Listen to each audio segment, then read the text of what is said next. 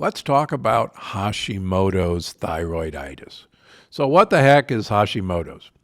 Hashimoto's thyroiditis is an autoimmune disease, which means your own immune system attacks your thyroid gland. Now, over time, this leads to damage and inflammation, causing your thyroid to function poorly and eventually, if it continues, giving up the ghost. Now, what are the signs of Hashimoto's? First of all, Hashimoto's can present with swelling in the front of the neck. In fact, it may even feel tender. Your neck sometimes looks puffy or redder than usual. Now, many times it's picked up by friends or family who will go, do you have swollen glands? Are you sick? Did you catch a cold? This can often be misleading, but I have a number of patients that the first time they realized something was wrong is that a friend noticed that their neck looked fuller in their dress. Swallowing often feels different. Your thyroid is literally kind of attached to your vocal cord voice box. And if you've ever noticed, when you swallow your voice box, your larynx kind of moves up and down. And some people notice that their swallowing feels different, and that leads them to feel their neck. Hair thinning or falling out. Now, some people notice they don't need to shave their legs or their underarms as much as they used to. Or they notice that, in fact, their hair is falling out or their hair is thinning. So these are all signs of Hashimoto's. Perhaps the most important sign that people neglect because they don't associate it is abdominal issues, irritable bowel syndrome, abdominal pain, bloating, changing in bowel movements, either diarrhea or constipation. In fact, I'll tell you a story from just this past week. I have a colleague who's a dermatologist in Montecito who opened up a new office, and I went over to see her new office. And she had a receptionist and started talking to the receptionist, and she said, well, what do you do? And I started to tell her what I did, and 80% of what I do is treat people with autoimmune diseases like Hashimoto's. I mentioned this. She says, oh my gosh, I have Hashimoto's. And it's so terrible because I can't get my intestines under control. And my Hashimoto's is causing my abdominal pain and my irritable bowel. And I said, well, actually, your abdominal pain and your bloating and your abdominal issues are actually the cause of your Hashimoto's. And she actually started crying. And she said, but everybody tells me that I have to do this, this, and this to help my Hashimoto's, and no one has ever mentioned about what I should be eating. And that's the problem. All right, so what are the symptoms of Hashimoto's? Well, first of all, lower energy, feeling tired all the time. Changes in sleep patterns. For instance, needing naps in the afternoon that you never needed before, even if you're young. Feeling colder or hotter than normal. Now, early stage Hashimoto's can actually make you hyperthyroid at first. And then as your thyroid gland gets destroyed, you become hypothyroid. So the same way, if you're jittery, restless, or having trouble sleeping more than normal, you could have Hashimoto's in its early stage where you're actually hyperthyroid. Okay, so how is Hashimoto's related to hypothyroidism?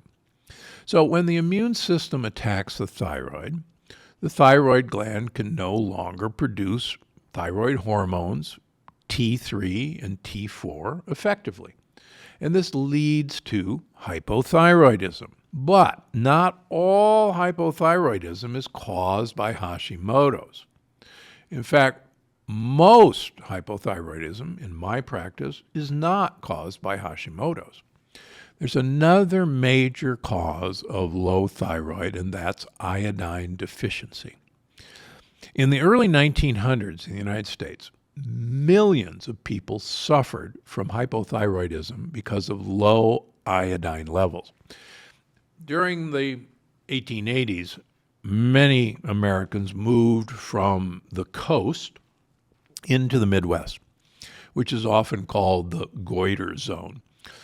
And they moved away from eating a lot of ocean seafood-rich diets, whether it was ocean fish, whether it was oysters, whether it was clams, whether it was shrimp, into the Midwest, where there were no oceans, obviously, and there was very little iodine in the diet. In fact, it's estimated that over 10 million people in the early 1900s died from hypothyroidism. So to fix this, the federal government mandated adding iodine to salt. In fact, the Morton Salt Company with the little girl with the umbrella was iodized salt. And once iodine was added to salt, by law, hypothyroidism and goiter plummeted in the United States. Everyone is switching to pink salt, sea salt, or other fancy salts that sadly do not have iodine. So please, please, please use iodized sea salt. Recently, believe it or not, a pink salt has been introduced with iodine added. And it's amazing how many people who we find with hypothyroidism that just adding iodized sea salt into their diet solves the problem. The other thing I see is that people who have been told to eat a low salt diet because of congestive heart failure or other issues or high blood pressure avoid salt, and they're not getting any iodine. The easy way is there are a number of iodine supplements. A lot of them come from seaweed or algae. They're cheap, and you can get your iodine that way. Now, let's talk about the real cause of Hashimoto's. Hashimoto's is caused by a leaky gut. In fact, I have not seen an autoimmune disease that isn't caused by leaky gut. Now, before widespread leaky gut or intestinal permeability became an issue, it was incredibly rare to have Hashimoto's. In fact, when I was in medical school back in the dark ages, we knew about it, but it was so rare that most of the time we didn't even test for it. Now it's everywhere. In fact, there's some estimates that maybe 60 million Americans, particularly women, have Hashimoto's that they don't even realize they have. Now, why is that? First of all, every one of my patients with an autoimmune disease tests positive for leaky gut. And more we're recognizing that autoimmune diseases are caused by molecular mimicry. And that is many of the compounds that leak through the wall of our gut look very similar to proteins in our thyroid or our joints or our skin. And our immune system gets stimulated to find these odd proteins and kill them. So if your immune system is stimulated looking for these proteins, it comes upon your thyroid and it goes, oh my gosh, there are proteins in this poor woman's thyroid that look a lot like what I'm supposed to be looking for. They're not quite the same, but we're at war and there's a problem and I'm going to shoot to kill and I'll ask questions later. So it's the molecular mimicry theory of autoimmune disease that is rapidly being proven over and over again, and that's certainly what I see in my patients. So what do regular doctors do if they check your thyroid? They check for TSH, which stands for thyroid stimulating hormone. They also check for T3 levels and T4 levels. And if those look normal, they stop there. But quite frankly, that isn't enough. So what do I check? First of all, I do a leaky gut test. 100% of my patients with Hashimoto's have leaky gut. The other thing I do is I check for free T3 and free T4. These are the actual active hormones that do the work. And then I check for anti-thyroid antibodies, which show up if the immune system is attacking the thyroid. And the two most common tests are the TPO test, thyroid peroxidase antibodies, and the anti-thyroglobulin test. These are the key markers of Hashimoto's. Many people bring me their normal thyroid test results, but they're convinced that something's wrong. I run my tests instead, and suddenly there it is. There's the real problem. So as you know, the root cause of leaky gut is food, which explains why certain foods trigger Hashimoto's flare-ups. Take one of my patients, a Hollywood health fanatic. He was in great shape, but suddenly started feeling exhausted, had low energy, and despite being married to a young, sexy wife, his libido dropped. What did I find? Leaky gut. It turns out he was eating a healthy, plant-based protein bar and shake every day.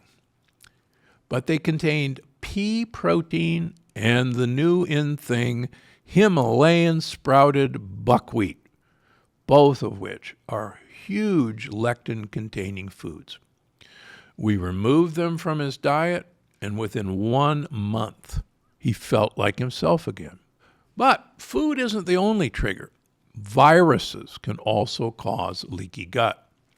Many viruses are notorious for damaging the gut lining, leading to leaky gut and autoimmune flare-ups. A patient of mine recently who caught COVID twice, each time her anti-thyroid antibodies spiked and her leaky gut returned. In fact, 25 to 30% of people with COVID actually reported GI symptoms, not respiratory symptoms, which tells you what?